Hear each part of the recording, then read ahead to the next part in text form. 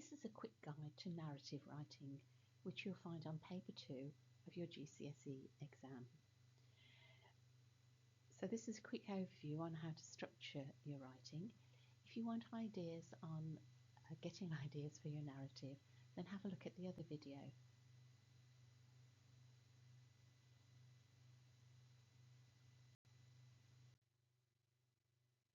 So in imaginative writing or narrative writing or creative writing, what the examiner is looking for is that you're writing clearly and imaginatively, that you can organise your writing into a clear structure, and that you can use grammar, punctuation and spelling accurately.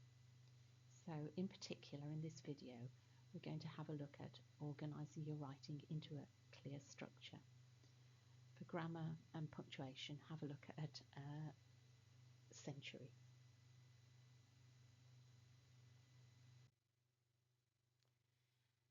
And the writing, the question that you're going to be asked to write will be, you'll find questions something like, write an imaginative piece that starts with the line, I knew she would never be able to keep it all secret. So that's a common question style.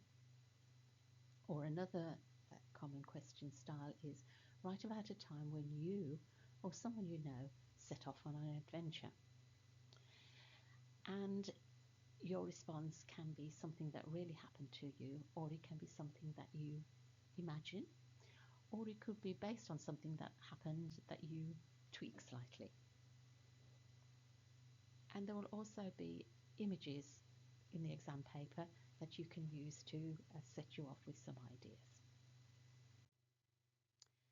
Let's look first of all then at narrative structure. And sometimes when we're looking at a narrative, we need to consider our 4 W's. So we think about the narrative title that we've been given, and we think about who is going to be involved, who are the characters in the narrative.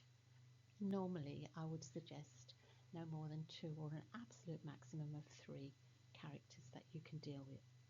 So your characters, and then what's going to happen to those characters in your narrative. And then you might also need to think about where that's going to happen, where are you going to place it, and when are you going to place it. So where or when.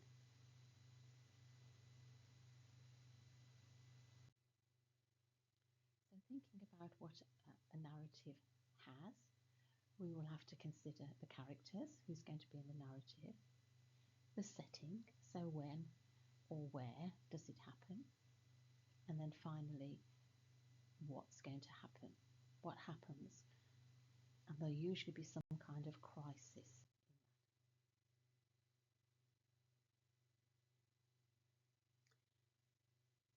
And like every good thing, it's going to have a beginning and a middle and an end.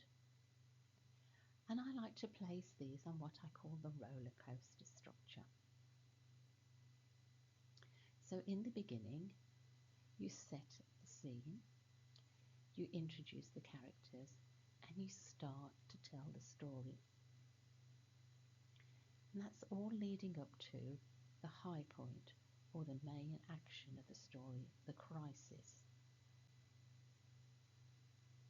And then finally, everything gets involved, everything gets resolved.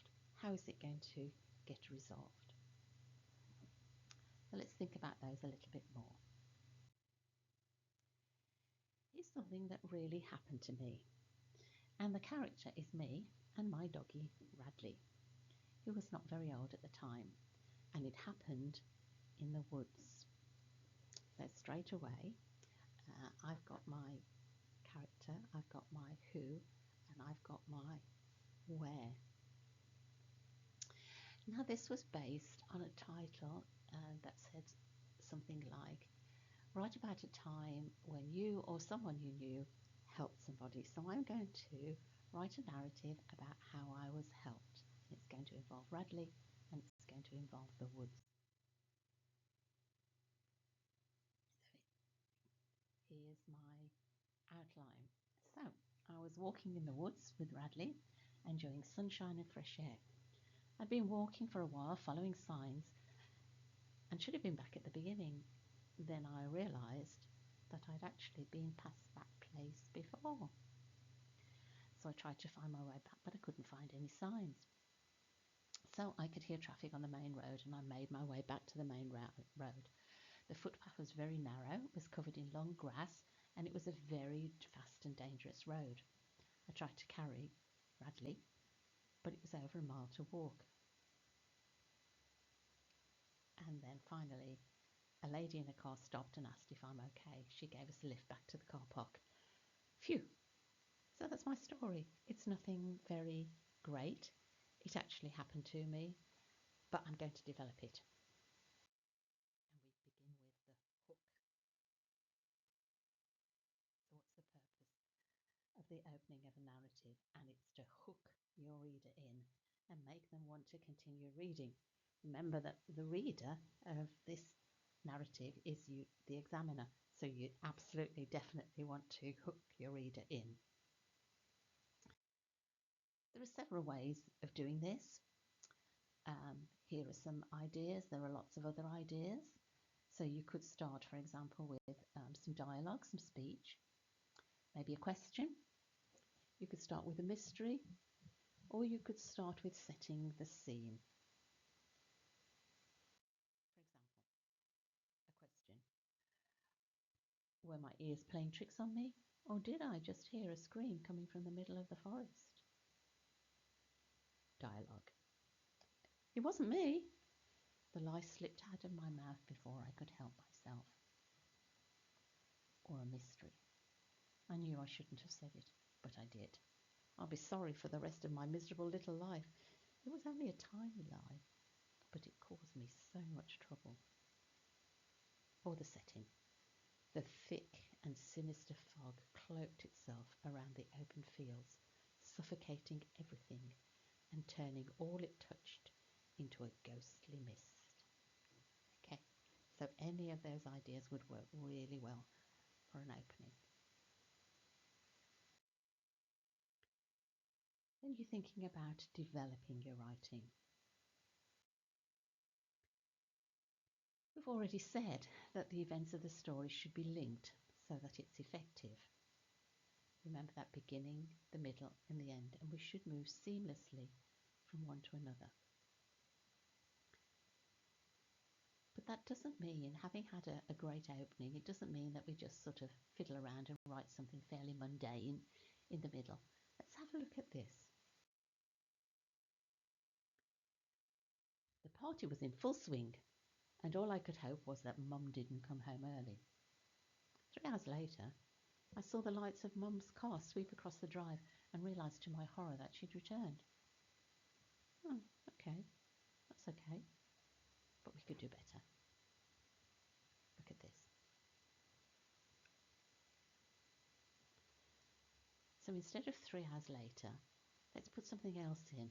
Let's put in the next 3 hours passed in a blur of cold drinks, pulsing music, and deep conversations until, horrified, I saw the lights of Mum's car sweep across the drive. Ah, that sounds much better.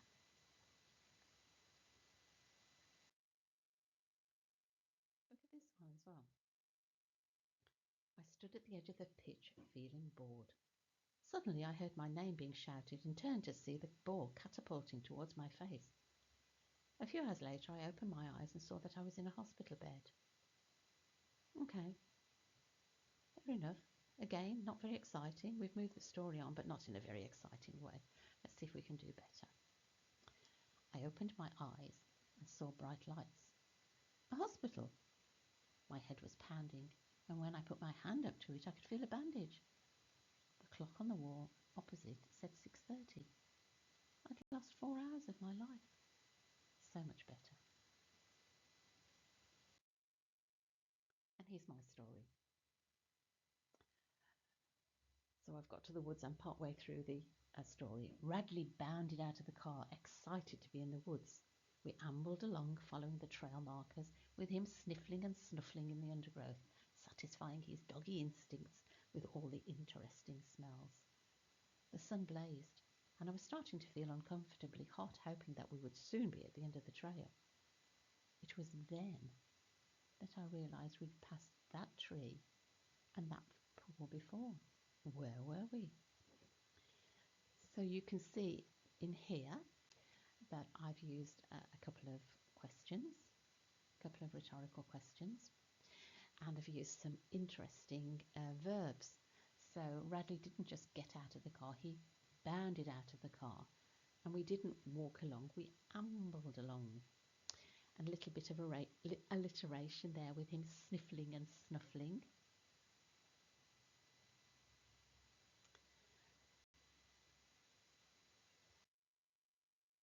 And then finally, your ending. So in a narrative, again, it's a sequence of linked events, and a story that you've structured will need to have a satisfying ending. So it needs to leave the reader with a sense of completion, and it shouldn't feel just tagged on at the end as an afterthought. So how's it going to end? Is your ending going to be happy or sad? But whatever it is, it will need to complete the narrative in just a satisfying way. Here are two of my ideas for my Radley story. The car pulled into the car park, and Radley and I scrambled out, thanking the lady over and over. She really had helped us out of a very nasty situation. Ha, nice, happy ending. That's what actually happened. Oh, but what if I swapped that a little bit? Don't remember that I don't have to tell the truth. What about this one? The car pulled away and sped down the road. As we got close to the car park, the lady pulled in and opened the door for me. As I clambered out, she let out the accelerator and sped off into the distance, with Radley looking forlornly out of the window. She'd stolen my lovely Radley. Would I ever see him again?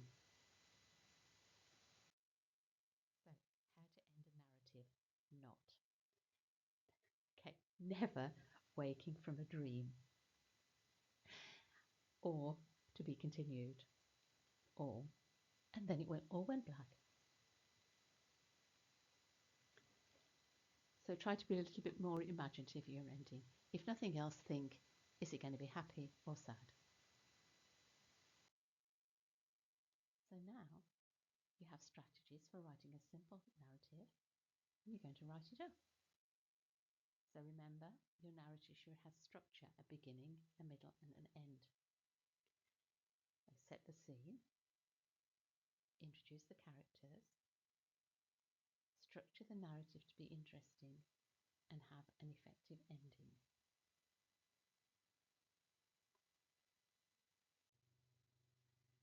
And then the only thing that I've got left to say to you after that is good luck.